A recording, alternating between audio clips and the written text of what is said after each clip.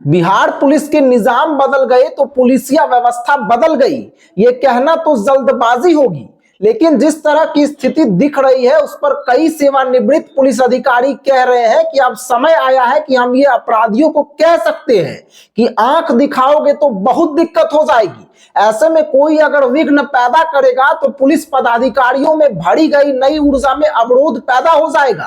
हालांकि कई सेवानिवृत्त आईपीएस ने यह भी कह दिया है कि डीजीपी विनय कुमार और एडीजी हेडक्वार्टर कुंदन कृष्णन को राजनीतिक परिधि में बांधने की कोशिश की जा रही है। एक समय आनंद मोहन जैसे बाहुबलियों सहित कई अपराधियों को कानून का पाठ पढ़ा चुके एडीजी हेडक्वार्टर कुंदन कृष्णन को अगर राजनीति के दायरे में नहीं बांधा गया तो कानून के मामले में बिहार एक नया इतिहास लिख देगा।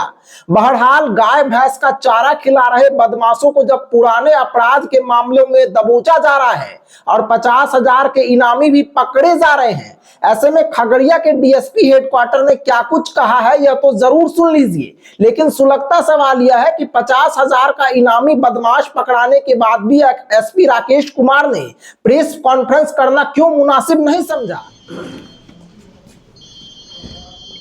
सर क्या मामला है, किस मामले का ये आरोपी है, क्या मामला है? जैसे कि आपको जानकारी है कि राज्य की पुलिस और विशेष रूप से खगड़िया जिला की पुलिस लगातार है सो छापेमारी करके कई इनामी अपराधकर्मियों को गिरफ्तार कर चुकी है और उसको सलाखों के पीछे भेजने में सफल हो चुकी है।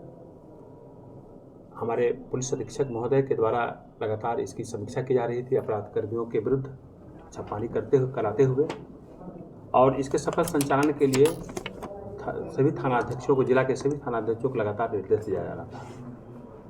चौथम थाना में एक हत्या हुई थी पंकज यादव का, तो जिसमें वांटेड थे, जो कांड संख्या 3224 है, जिसमें मुनीश्वर ताती है वांछित अभियुक्त थे और लगातार थाना की पुलिस उनको खोज रही थी, परंतु काफ़ी दिनों से फरार थे ये।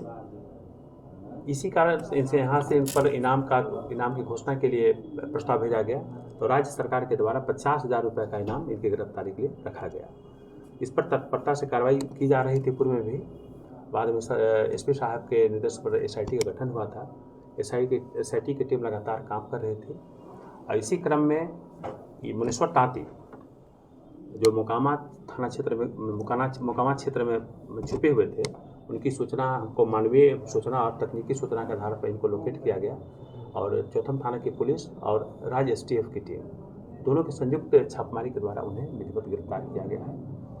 इनका कई आपराधिक इतिहास भी है और इनको है जेल भेजने की प्रक्रिया की। कितने मामले दर्ज हैं? इनके पूर्व से 2 मामले और हैं।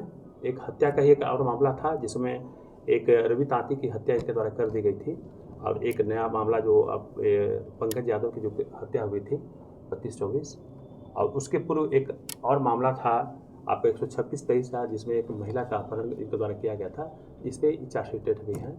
और इनके खिलाफ चौथा में ही मामला दर्ज है कि और भी थाना में? और थाना में ही मामला दर्ज होने की संभावना है, जिसके आधार पर है सो उनके आपराधिक इतिहास की तलाश जारी है, खोजबीन हो रही है कि अन्य जिला या अन्य थाना क्षेत्र में भी अगर इनकी इनका कोई आपराधिक इतिहास हो तो उसको नोट किया जाए, अगर फिर कार्रवाई की जाए। सर जरगौड़ा में कोई मामला शायद गोली चलने का हुआ था, क्या गंगौर थाना क्षेत्र अंतर्गत आता है? तो अभी तो हमारी जानकारी में नहीं है। साहब एसपी साहब के द्वारा हो सकता है जानकारी दी गई हो एसपी साहब को, तो इस ऐसी जानकारी है करौली एसडीपीओ वहाँ पहुँचे हुए थे, तो ये हो सकता है, ये हमारी जानकारी में नहीं है, हमारे संज्ञान में नहीं है।